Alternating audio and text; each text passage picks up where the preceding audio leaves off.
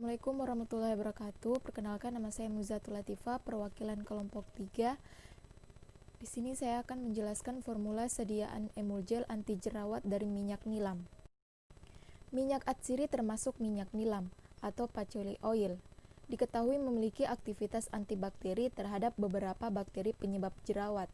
Aktivitas ini menyebabkan minyak nilam berpotensi untuk dikembangkan ke dalam berbagai bentuk sediaan anti jerawat, salah satunya adalah emulgel.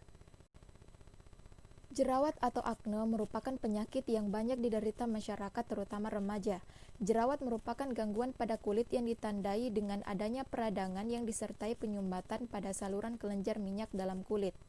Sediaan gel dengan konsentrasi menyala 5-35% menunjukkan aktivitas antibakteri terhadap Staphylococcus aureus, salah satu penyebab jerawat dan penyakit infeksi kulit lainnya. Minyak nilam atau patchouli oil diketahui memiliki aktivitas antibakteri terhadap beberapa bakteri penyebab jerawat. Selanjutnya deskripsi umum zat aktif. Tanaman daun nilam. Klasifikasi tanaman nilam. Kingdom Plantae, divisi Spermatophyta, Ordo Labiatales, famili Labiatae, genus Pogostemon, spesies Pogostemon kablinben. Selanjutnya morfologi tanaman nilam.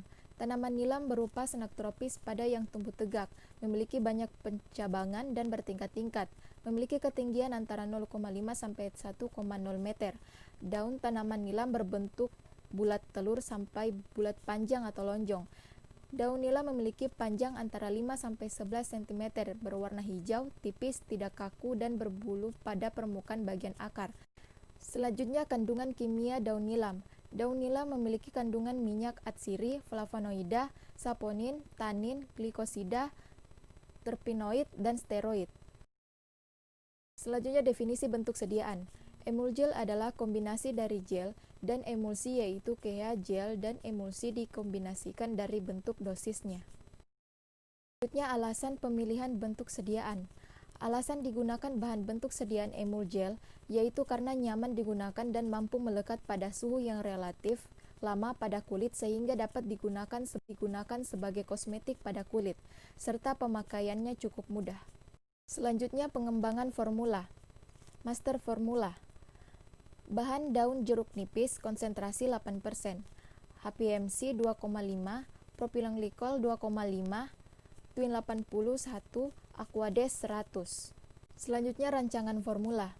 Nama produk emulgel, jumlah produk 4, tanggal formula 19 November 2020, tanggal produk 19 November 2020, nomor registrasi CD 0910200007, no batch 01911107. Selanjutnya modifikasi formula. Formula emulgel anti jerawat minyak nilam. Nama bahan minyak nilam, konsentrasi 15, range penggunaan 0,15%, fungsi zat aktif.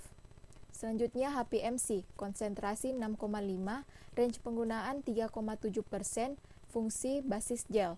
Selanjutnya parafin cair, konsentrasi 5, range penggunaan 0,6%, fungsi emolien. Selanjutnya nama bahan SPAN 80, konsentrasi 0,42, range penggunaan 2-18%, fungsi pengemulsi. Selanjutnya Twin 80, konsentrasi 1,08, range penggunaan 1-10%, fungsi pengemulsi.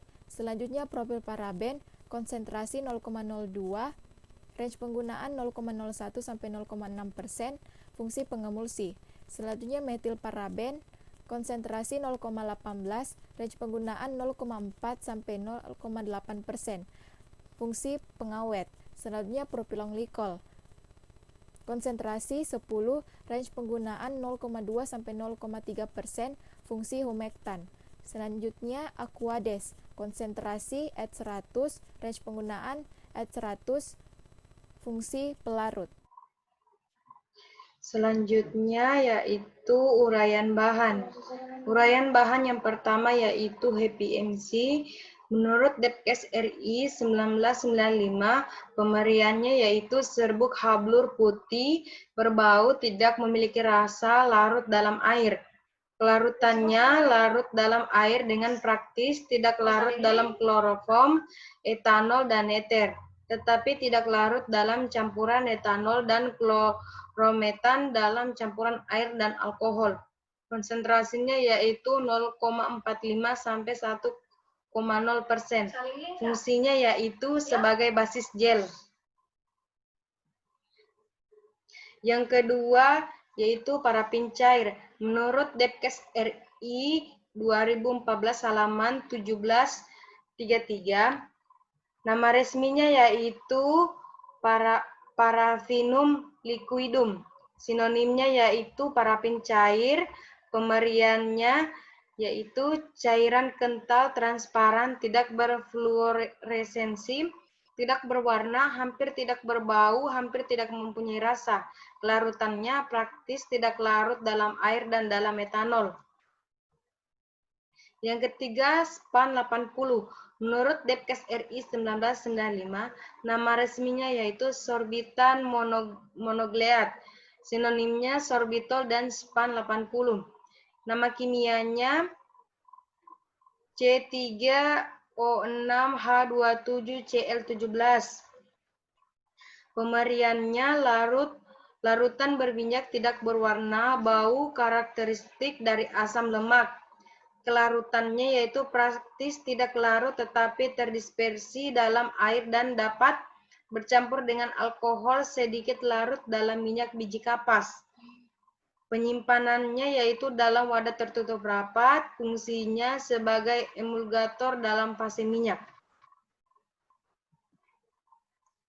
Yang keempat yaitu Twin 80. Menurut Rowe 2009, nama resminya yaitu polioxyltelene sorbitan fatty acid ester. Sinonimnya yaitu polisorbates. Pemberiannya cairan berwarna kekuningan dan berminyak, memiliki aroma khas dan berasa pahit.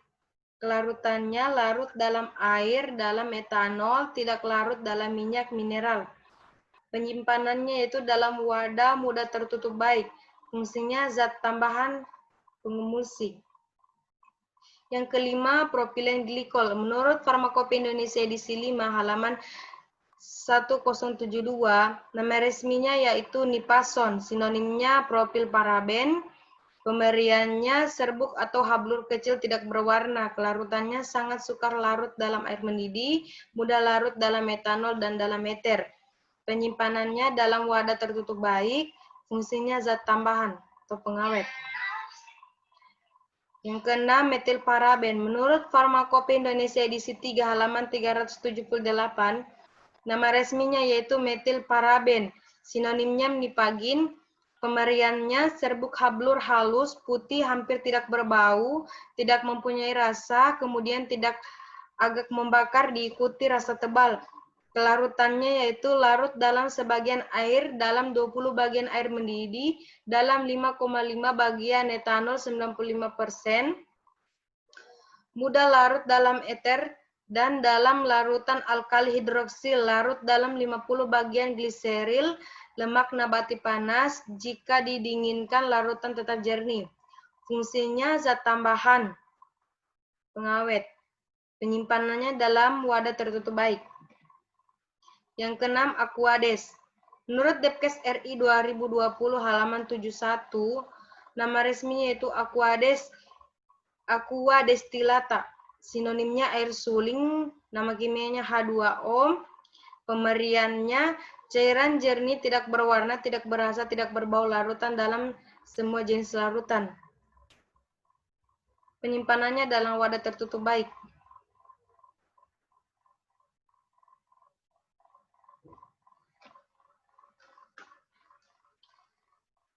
Yang kelima, perhitungan bahan.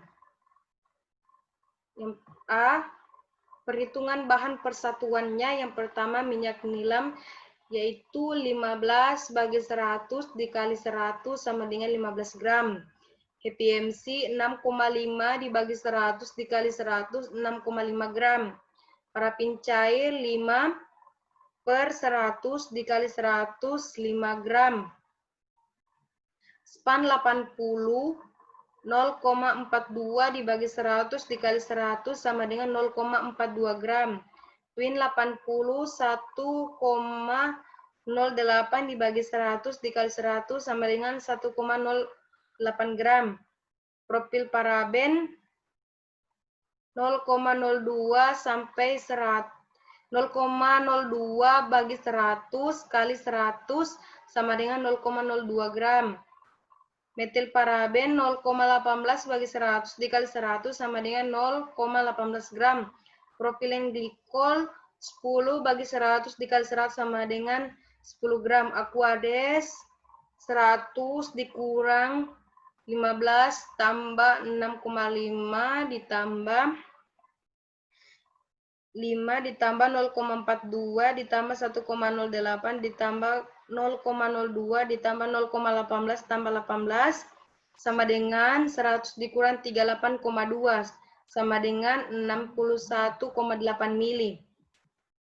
Kalau per batch-nya yaitu yang pertama minyak nilam yaitu 15 dikali 4 sama dengan 40 gram per mili. EPMC 6,5 dikali 4 sama dengan 26 gram per mili. Parafin cair 5 gram kali 4, 20 gram per mili. Span 80, 0,42 dikali 4 sama dengan 1,68 gram per mili. Twin 80, 1,08 dikali 4 sama dengan 4,38 gram per mili. Propilen glikol 0,02 gram dikali 4 sama dengan 0,08 gram per mili. Propil paraben 0,18 gram kali 4 sama dengan 0,72 gram per mili.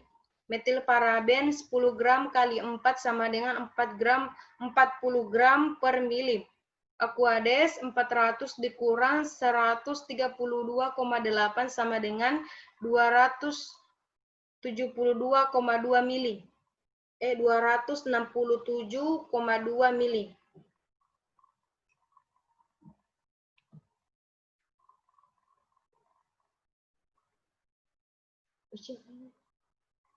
Stop. Selanjutnya, prosedur kerja. Yang pertama, pembuatan emul gel. Yang satu, disiapkan alat dan bahan yang akan digunakan. 2. Ditimbang masing-masing bahan yang akan digunakan. 3. Dibuat massa gel dengan mendeskripsikan HPMC sedikit demi sedikit dalam air suhu 80 derajat Celcius. 4. Diamkan selama 20-30 menit hingga HPMC mengembang. 5. Digerus hingga terbentuk basis gel. 6. Dimasukkan paraben dan propil paraben dilarutkan dalam propilen glikol. 7.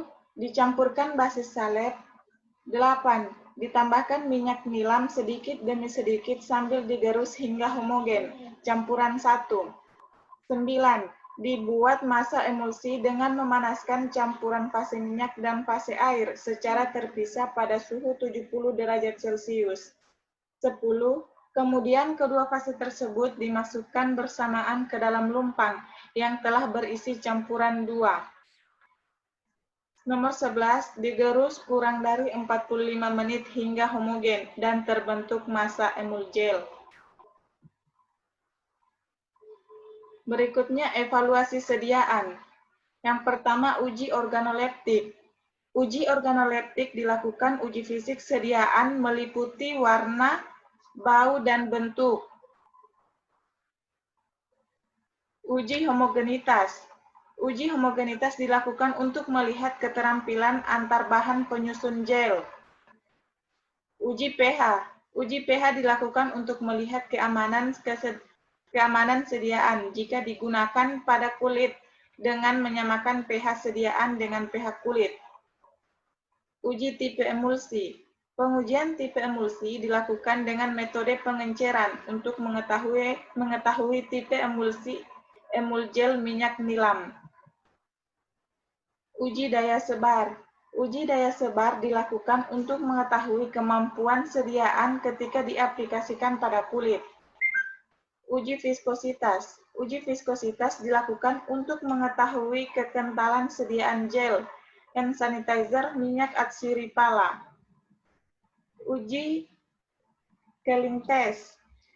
Uji ini dilakukan untuk mengetahui kestabilan fisik sediaan selama masa penyimpanan dalam waktu tertentu terhadap perubahan suhu yang ekstrim. Uji iritasi. Uji iritasi yang dilakukan pada 10 orang panelis menunjukkan bahwa sediaan emulgel yang dibuat tidak menimbulkan reaksi apapun baik kemerahan atau eritema, pembengkakan atau edema, maupun ras panas, gatal, dan perih. Itulah hasil presentasi kami. Assalamualaikum warahmatullahi wabarakatuh.